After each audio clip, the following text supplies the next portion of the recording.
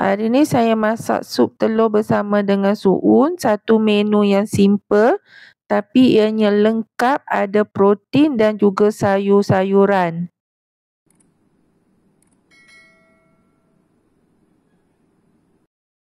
Mula-mula saya rendam suun dulu, tak perlu banyak, sedikit saja sudah mencukupi. Saya rendam dengan air biasa saja. Sementara tu boleh siapkan persediaan yang lain. Saya guna 2 biji kentang. Saya potong kentang kecil-kecil supaya kentang tu dia mudah lembut. Kentang ni mula-mula saya potong 2, kemudian saya potong 3 setiap satu. Kemudian saya potong carrot. Untuk kali ni saya potong carrot bentuk memanjang.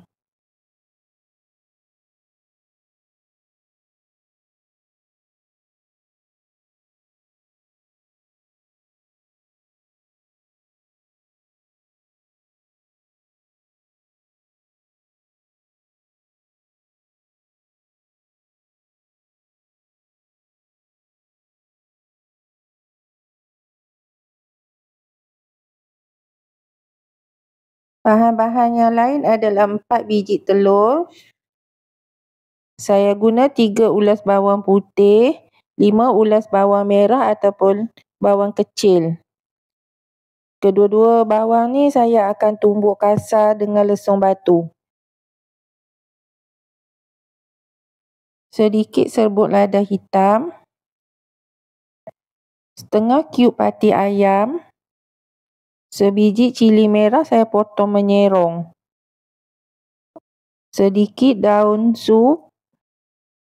Di dalam periuk saya panaskan sedikit minyak.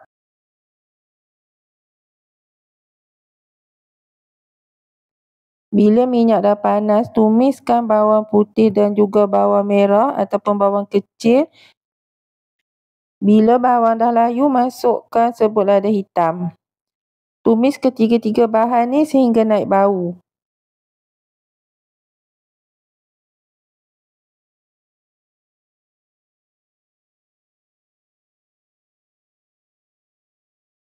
Bila dah naik bau, masukkan air sebagai kuah.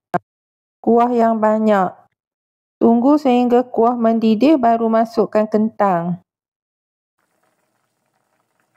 Bila kentang hampir lembut, masukkan carrot.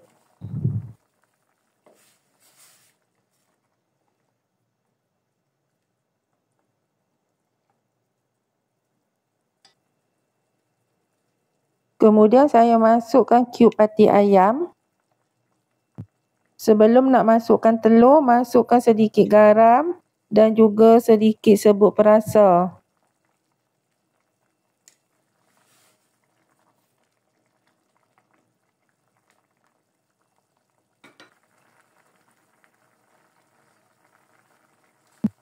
Cek dulu sama ada kentang dah betul-betul lembut ataupun belum sebelum masukkan telur. Nampaknya kentang ni dah lembut. Pecahkan telur sebiji demi sebiji dulu di dalam bekas yang lain. Kemudian baru masukkan ke dalam sayur.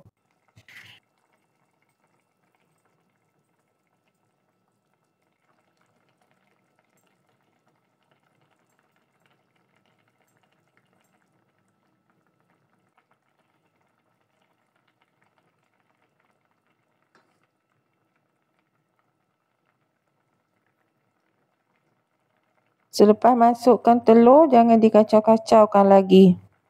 Biarkan telur tu membeku.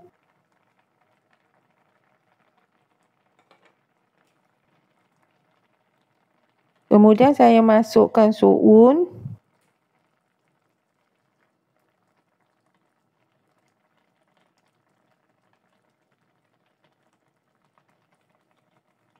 Masukkan sedikit daun sup.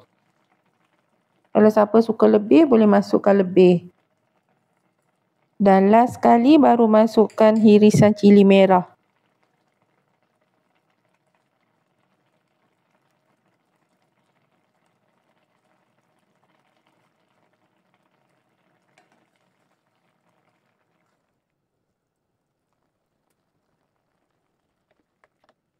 Okey, dah siap. Boleh tutupkan api dapur.